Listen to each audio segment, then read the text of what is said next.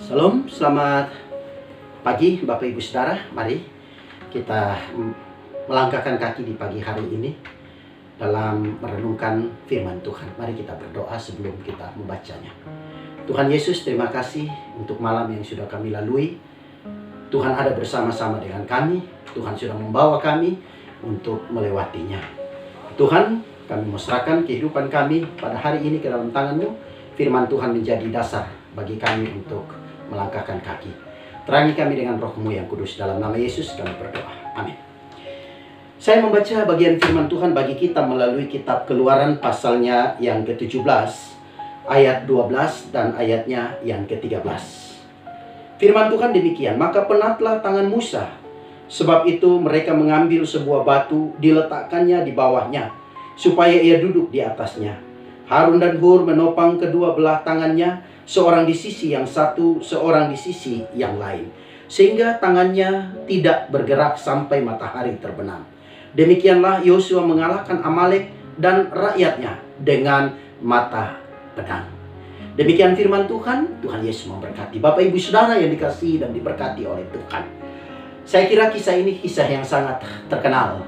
Kisah tentang perjalanan bangsa Israel keluar dari Mesir menuju ke tanah perjanjian, yaitu tanah Kanaan. Tetapi di dalam perjalanan salah satu tantangan yang mereka hadapi adalah mereka harus melewati tanah orang Amalek. Dan ternyata Bapak Ibu Saudara, dalam kisah ini bangsa Amalek tidak mengizinkan mereka lewat. Lalu terjadilah peperangan antara bangsa Israel dengan bangsa Amalek.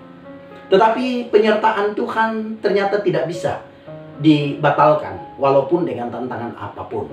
Sehingga Bapak Ibu Saudara, dalam kisah ini, dalam peperangan itu Tuhan menyuruh Musa naik ke atas gunung dan dengan perintah supaya dia tetap mengangkat tangan, tanda penyerahan diri kepada Tuhan.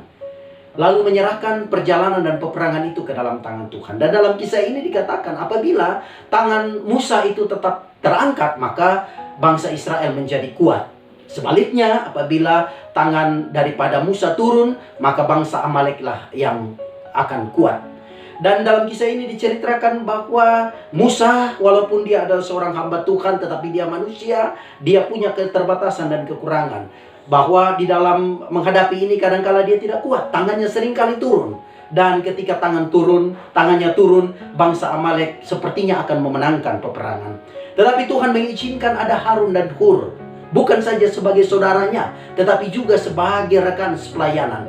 Dalam cerita ini dikisahkan bahwa Tuhan memakai Hur dan Harun untuk menopang tangan daripada Musa. Sehingga dari pagi hingga petang, tangan daripada Musa tetap terangkat dan memberikan kemenangan kepada bangsa Israel.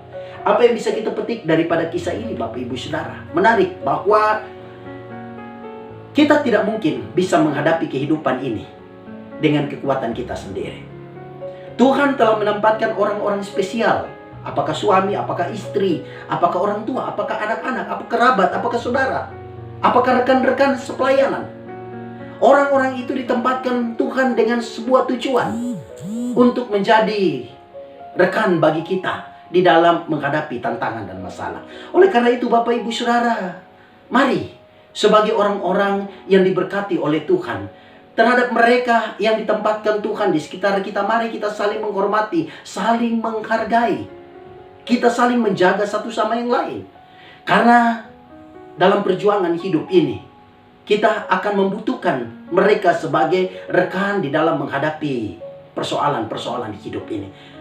Kita tidak kuat seorang diri saja. Dan lihatlah bahwa Tuhan telah memberikan kepada kita teman-teman, orang-orang yang spesial menjadi pendukung kita. Apalagi orang-orang itu adalah orang-orang yang takut akan Tuhan. Orang-orang yang juga mempunyai belas kasih kepada kita sekalian.